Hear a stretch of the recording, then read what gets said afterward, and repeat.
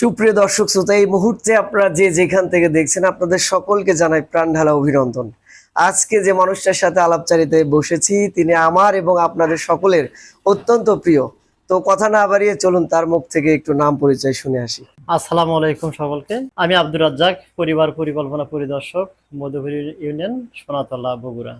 প্রথমে আপনার কাছে জানতে চাই, এই যে সাম্প্রতিক সময়ে যে টাইফয়েডের টিকা দেওয়া হইলো, এটা আসলে সরকার কেন সিদ্ধান্ত নিল যে আসলে টাইফয়েড টিকা দিতে হবে এটা? আর মানুষের মধ্যে একটা ভীতি কাজ করতেছে, আসলে দিলে কি হয় না দিলে কি হয়, এ ব্যাপারে আপনি কি বলবেন? ধন্যবাদ আপনাকে। যাই হোক, সুন্দর কোশ্চেন। সরকার কি উদ্দেশ্যে এই টিকাটা দিচ্ছে? এর উদ্দেশ্য হলো যে টাইফয়েড একটা পানিবাহিত রোগ। আমরা অনেক আগে থেকে জানি টাইফয়েড হয়। জ্বর যেহেতু আমাদের লেগেই থাকে, এই জ্বরটা একসময় টাইফয়েড রূপান্তর হতে পারে। আর পানিবাহিত রোগের কারণে মূলত হচ্ছে টাইফয়েড রোগ হয়। এটা সালমোনেলা টাইফি নামক ব্যাকটেরিয়ার কারণে হয়ে থাকে।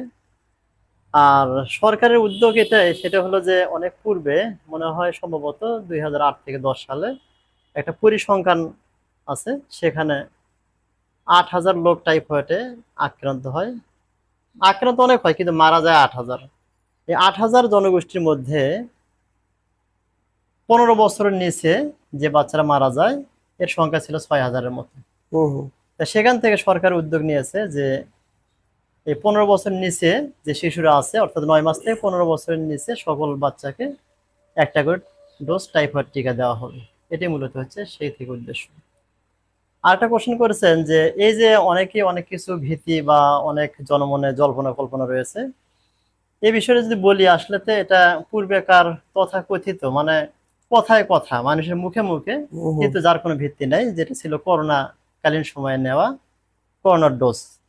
আসলে এই করোনার ডোজটা আমিও নিয়েছি, আমার পরিবার নিয়েছে, আমার পুরো পরিবারের 4টে করে ডোজ নিয়েছে। তা সেখানে তাদের কারো কোনো সমস্যা হয়নি। যে কি কারণে এটা বলছে, এটা আসলে কোনো ভিত্তি নাই। তবে টাইফয়েড টিকাটা অনেকটা নিরাপদ এবং খুবই উপযোগী একটা টিকা।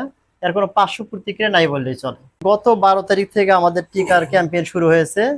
আজ পর্যন্ত আমরা যতগুলো স্কুল বা শিক্ষা প্রতিষ্ঠানে গিয়েছি, অনেক বাচ্চাদেরকে টিকা দিয়েছি, কিন্তু কোনো পার্শ্ব প্রতিক্রিয়া আজ পর্যন্ত আমাদের কাছে আসেনি।